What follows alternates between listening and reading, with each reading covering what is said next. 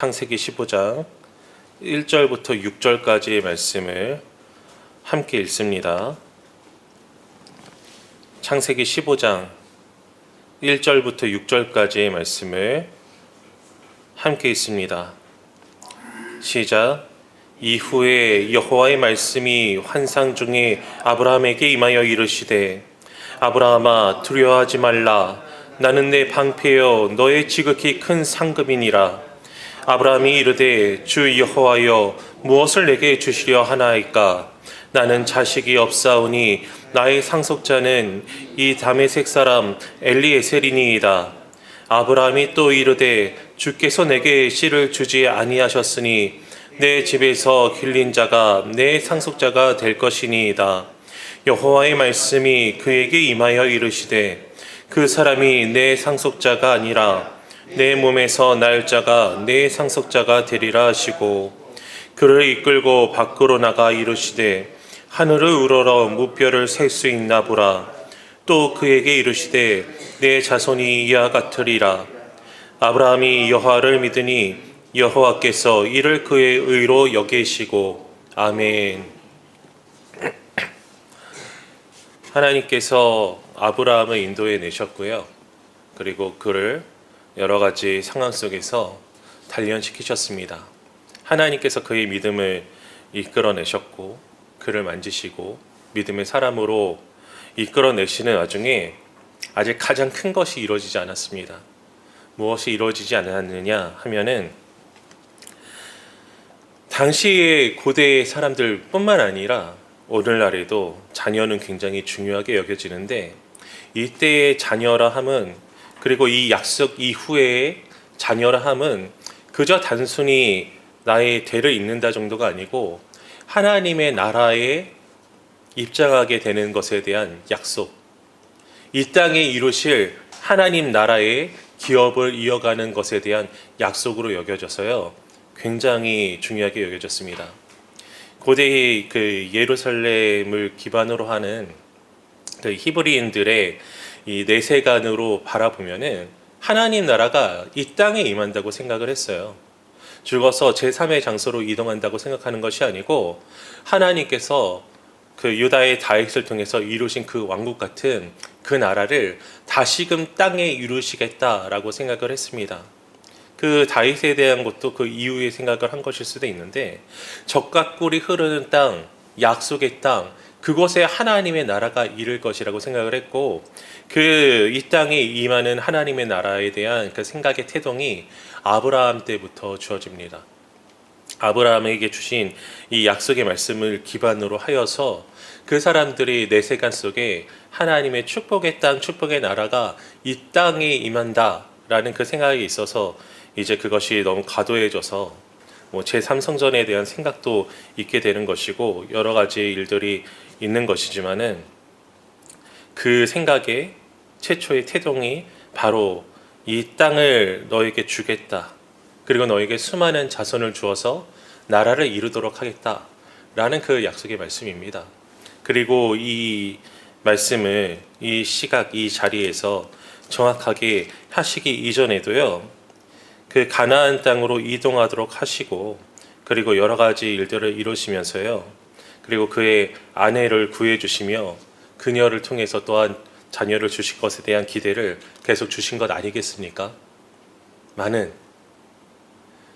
나에게는 양도 많고 소도 많고 땅도 있고 재산도 많고 지경도 허락하여 주신 것으로 이해하고요, 심지어는 이 사람이요, 전쟁에서 이기기도 했어요. 자기 조카 롯이, 그러니까 소돔 지역이 다른 왕들의 연합군에 의해서 패퇴했을 때요, 자기가 길리온자들 300명 조금 넘는 사람들을 데리고 나가서 싸워서 이기고, 그리고 롯도 구하고요, 굉장한 일들을 많이 했습니다. 그 지역에서 굉장히 능력이 있는 족장으로 이해가 되었을 것이고, 그리고 누구 부럽지 않은 그런 인생을 살았을 것인데, 그런데 그에게 부족한 한 가지, 그것이 자녀가 없는 것이었습니다. 자녀가 없다는 것은 그 대에서 자신의 세력이 끊어진다 라는 것으로 이해가 되어서 굉장히 절망스러운 상황임에도 불구하고 그는 나름대로의 정리를 하고 있었던 것이지요.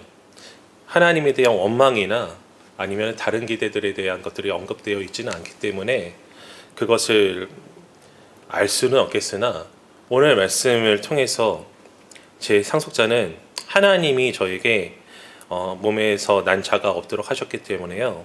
제가 엘리에셀한테 제 재산과 제 세력을 물려주고자 합니다. 대번에 하나님의 앞에서 이런 말을 하는 것을 보았을 때 나름대로 여러 가지 상황들을 스스로 정리했던 것으로 보여져요. 그런데 하나님께서는 그렇게 말씀하십니다. 아니다. 너의 몸에서 상속자가 날 것이다. 분명히 너의 몸에서 상속자가 날 뿐만 아니라 너의 자손이 무수하게 많아질 것이다. 그 말씀은 뭐냐면은 내가 너를 통해서 민족을 이루고 나라를 이룰 것이다. 너 지금 눈에 아무것도 안 보이지? 너의 몸에서 난 자식도 없으니까 더욱더 그러할 것이다. 그런데 내가 누구니? 내가 지금까지 너에게 수많은 일들을 이뤘던 너의 하나님이 아니냐? 그러니까 다시 한번 믿음의 눈으로 바라보아 나의 말을 믿을 것인가 아니 믿을 것인가에 대해서 말씀을 하신 것입니다. 그런데 놀라운 것은 아브라함은 그 하나님의 말씀을 믿었습니다. 의심하지 않고 믿었습니다. 자기 눈에 주어진 것이 하나도 없었음에도 불구하고 다른 것들, 하나님께서 나를 어떻게 우르와 하란에서 이끌어내셨는지, 그리고 하나님께서 나를 어떻게 기근해서 또 애굽에서 아내를 빼앗긴 상황에서 나를 구하셨는지, 하나님께서 나를 어떻게 가나안 연합간들과 싸워서 이기게 하셨는지, 하나님께서 지금까지 나를 어떻게 보호하셨는지에 대한 그간의 믿음의 행적들과 고백들을 통하여서요, 그는 하나님을 믿었습니다. 그의 믿음이 훌륭한 것이겠지만 그의 믿음을 지금까지 누가 조성하셨는지 우리는 알고 있지요. 그 하나님께서 만지심에 따라서 더욱더 훌륭해진 아브라함은 하나님의 말씀을 믿었습니다. 그리고 그는 그 믿음의 싸움을 승리하였고 지금 하나님 계신 곳에서 과연 하나님께서는 오르시고 나를 통해서 영광스러운 일을 이루어주셨으니 감사합니다 하면서 영원토록 찬미하며 하나님 곁에서 기쁨을 누리고 있을 것입니다. 그리고 이 싸움은 오늘날 우리에게 남겨졌지요. 우리에게는 어떤 싸움이 남겨져 있습니까? 예수 믿으면 복 받는다더라. 그 복이 무엇인가? 돈 많아지는 것인가? 장수하는 것인가? 건강해지는 것인가? 그런 것들과는 차원이 다른 것이야. 나를 통해서 하나님 나라를 확장시킨다더라. 하나님 나라를 확장시키는 영광스러운 모습은 무엇인가? 나의 연약함과 나의 부족함마저 뛰어넘어 나를 사용하시는 것이라더라. 아이가 없는데 아이가 보인다, 아이를 낳는 것은 물론이고 통해서 민족이, 나라가 세워질 것이다 라는 약속만큼이나 어쩌면 우리에게 있어서 이 하나님의 약속이라는 것은 허무맹랑하게 들릴 수도 있습니다. 왜요?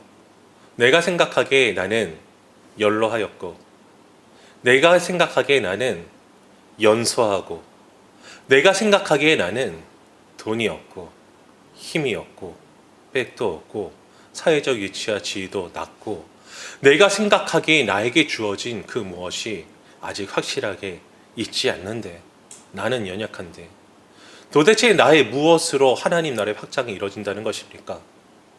도대체 내가 무엇을 할 수 있겠다는 것입니까? 하나님, 도대체 제가 뭘 할 수 있어서 하나님께서 나를 통해 하나님 나라 확장을 이룬다고 하십니까? 저한테 무엇을 주시고 얘기하셨어야죠. 저에게 아들이라도 주시고 민족을 이룬다고 하셔야죠. 하나님, 저에게 돈이라도 주시고 뭔가 하라고 하셔야죠. 하나님, 저한테 출세길이라도 보장해 주시고 다른 사람들에게 선한 영향력을 끼칠 수 있다라고 말씀하셔야죠. 하나님, 저한테 뭐 하나 주시지 않고 무엇을 바라십니까? 마치 한 달란트 받은 자가 당신이 해치지 않고 투자도 하지 않고 나에게 이것을 바라는 분인 줄, 내가 무서운 분인 줄 알아서요, 이거 안 쓰고 까먹을까봐 묻어뒀다가 다시 드렸습니다 라고 말하는 것 같은 그런 불평의 반응과 불신의 반응을 아브라함은 하지 않았고요. 이제 그 싸움이 우리에게 넘어왔다 이 말입니다. 우리에게 무엇이 있어서 하나님의 말씀을 순종하라고 하신다는 것입니까?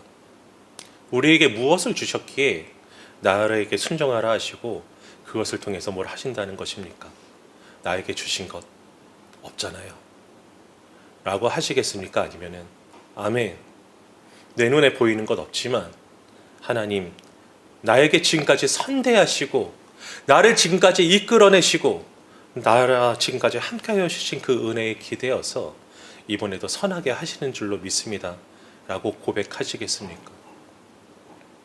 하나님께서는 왜 눈에 보이지 않는 이 막연한 현실 속에서 그렇게 순종하라고 말씀하실까요?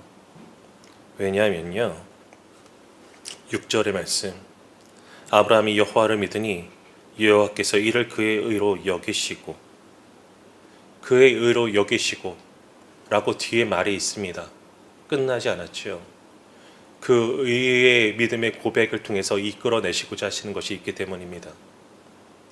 보이지 않을 때 순종하는 것을 통해서 이끌어내시고자 하시는 것이 있기 때문입니다. 그 보이지 않는 것에 순종하는 것이 사실은 뭘 한 게 아니에요. 업적이 아니지만 그걸 통해서 잘하였다, 착하고 충성된 종하고 영광 주시기 위하여서 라는 것입니다. 선하신 하나님께서 우리에게 선하게 하시기 위해서 때로는 막연한 가운데 헌신을, 충성을, 믿음을 요구하십니다. 어떻게 하시겠습니까? 원망하시겠습니까? 순종하시겠습니까? 눈에 내가 뭘 쥐고 있지 않다고 두려워하시겠습니까? 믿음으로 나아가시겠습니까? 나에게 무엇이 있어서 할 수 있는 것이 아니라 하나님이 나와 함께 하시면 할 수 있는 것입니다. 지금까지 우리는 한 주 동안 아브라함에 관련된 이야기들을 보면서 하나님께서 다 하셨다라는 것을 계속해서 확인했습니다. 그리고 그것이 오늘날 우리에게 주어진 말씀임을 또한 잊지 마십시오. 지금까지 내가 이 자리에 이렇게 살아가기까지 사실 하나님께서 다 하셨습니다. 그리고 앞으로도 다 하실 것입니다. 그렇기 때문에 하나님께서는 요구하시는 것입니다. 그 다 하실 하나님 앞에 믿음의 고백을 하시기 바랍니다. 원망과 불평과 불안은 우리 함께 내려놓지요. 그리고 우리 믿음으로 굳건함으로 나아가 하나님께서 하시는 말씀에 순종만 할 때 하나님께서는 그것으로 우리를 의롭다 여기시고, 사실은 잘한 것도 없어요. 하나님께서 다 하셨고 하실 것이기 때문에, 하지만 그 영광에 동참시키시기 위한 믿음의 고백을 드려 우리 하나님께 귀하게 쓰임 받을 수 있는 우리 모두 될 수 있기를 주님의 이름으로 소망합니다. 함께 기도하겠습니다. 제가 기도합니다.